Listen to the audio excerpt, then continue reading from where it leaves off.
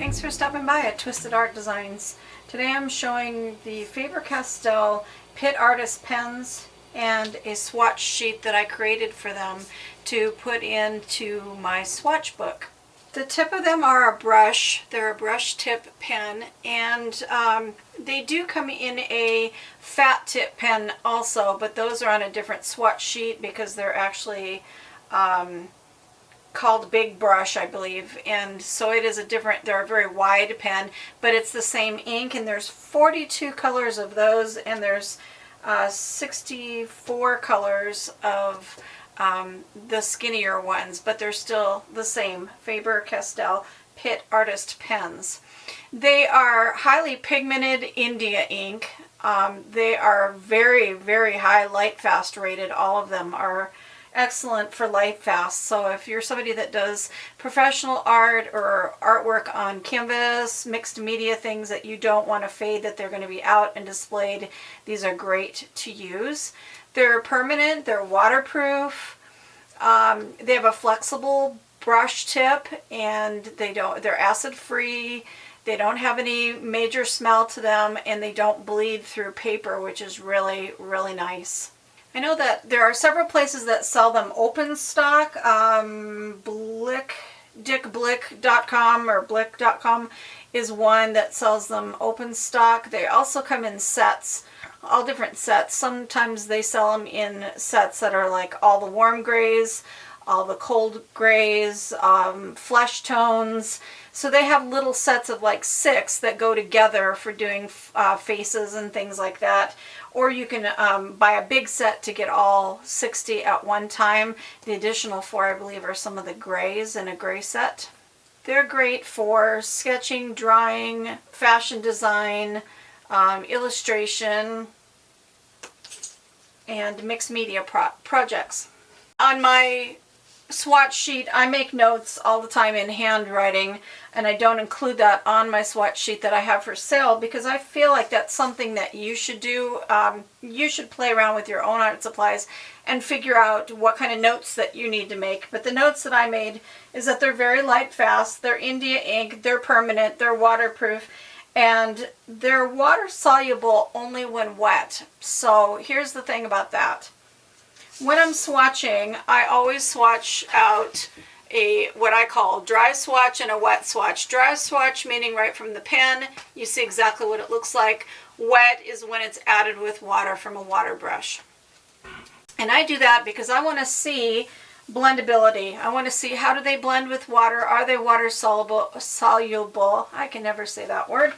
And what do they look like when you blend them out with water? So in my experience with playing around with these, and I can show you on a piece of paper here, is that when you put them down and then you take a water brush and you try to blend it out, they do blend. See how you get some of it blending out, but you see the line where it stopped. See that? So the best way to avoid that, if it's something that you want to use it as a wash or something really blendable, is I take a piece of glass, or you can use your mat, your craft mat that is either your Tim Holtz Ranger craft mat that you can clean off and nothing sticks to, that's like Teflon, or these are baking sheet ones that go into the oven, which have a little bit of a texture, but they're wipeable. You can color right onto that. I'm doing it on a piece of glass over white paper so that you can see what I'm doing. If you color on white on the glass, see how it puts down your ink. Let me zoom in a little bit. Okay, and then you can take your water brush and you can pick it up with your water brush and go to your page and look at the nice even wash that you get. So see the difference between trying to color it from the pen and then blend it out. You get the stop color, or a nice beautiful blend if you just put the ink directly onto something like a piece of glass that's smooth. And this piece of glass is a little tiny cutting board. It has little bumper rubber things on it. Came from the dollar store, so it was $1, and I use it all the time for so many different things in my art supplies. I show it a lot. So just get yourself one of these little cutting boards, tempered glass cutting boards, And if you put that down, use your water brush and look what you get. So it's just beautiful, beautiful, beautiful. And then when it dries, because it dries really quick, again, it's India ink, so it's going to stay that color, and it's also permanent, so you can't come back in after it dries. You can't come back in and try to move it. If you do, it's not going to go anywhere. Let's give that a example. So here's my water brush, and I'm trying to move it, and see, it won't move because it's dried. And it dried just that quick as I was explaining to you. So when I'm coming into my swatch sheet and swatching out a color, like say I'm buying these just a few at a time open stock, and my new ones come in the mail, and now I want to swatch them out on the swatch sheet so I can see what they look like for, you know, the true color. I'm going to color in the dry swatch just from the pen, and then I'm going to do the wet swatch from a piece of glass so that I can see what that color looks like, just the color blended out. And then it comes out nice and smooth like that.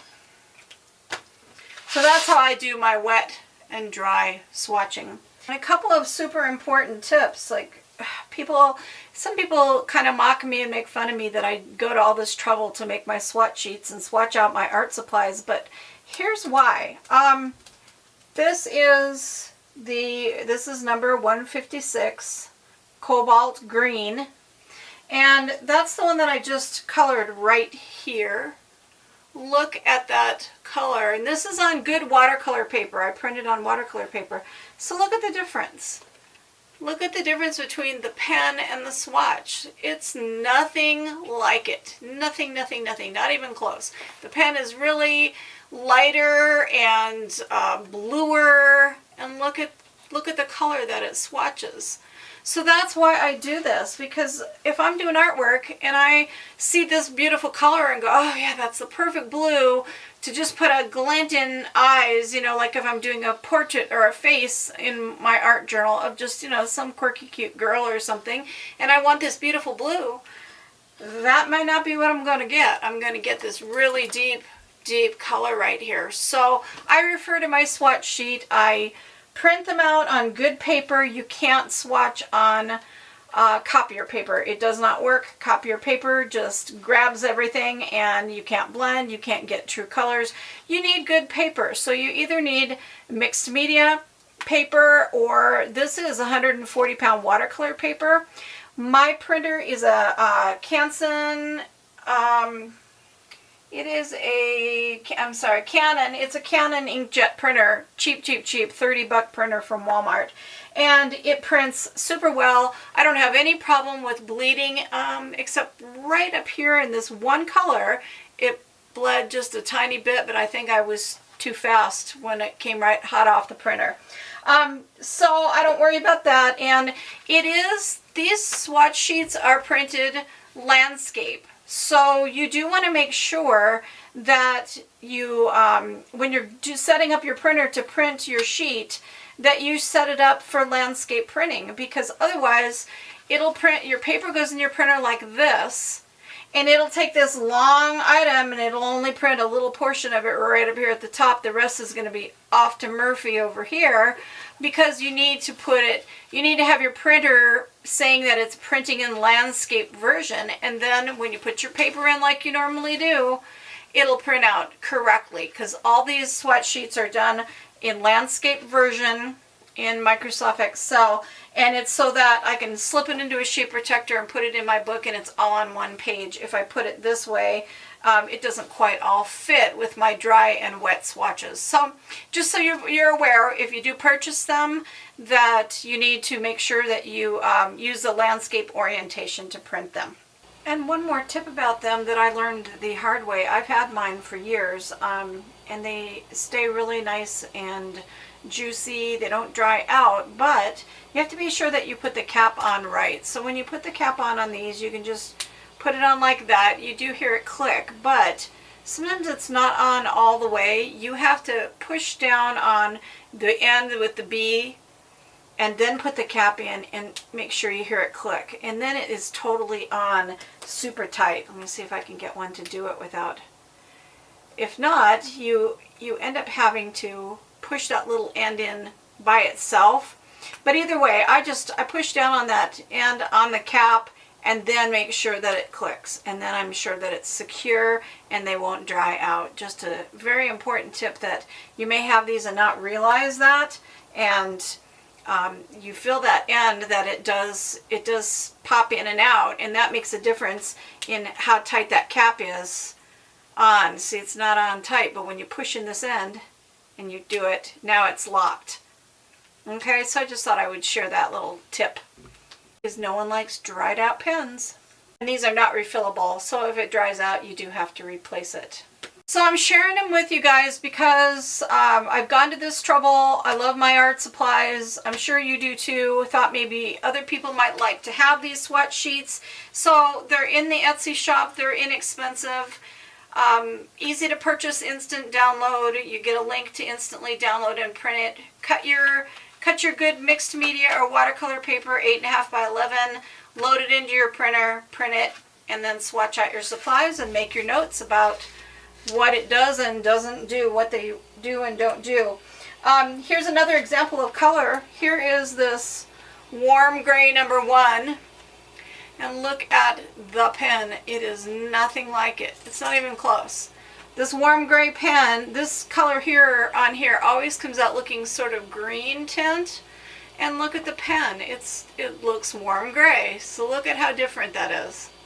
So important to swatch, because again, I could pull this out, try to use it, and be really disappointed and could ruin my whole art piece because it doesn't look like what I wanted it to look like. So I use a swatch sheet for that reason. So I hope you found this information helpful. These are great artist pens to collect and use in your artwork because they are so permanent. The India ink is super vibrant and it doesn't fade, so if you're looking for something more light fast, these are a great go-to thing to get, and you could choose between this version of them or the fatter, chubbier version of them, and they're great pens to have. So if you're looking for a swatch sheet, there will be a link below for where you can purchase this swatch sheet, and I hope you found this fun and interesting. So thanks for stopping by, and have a blessed day.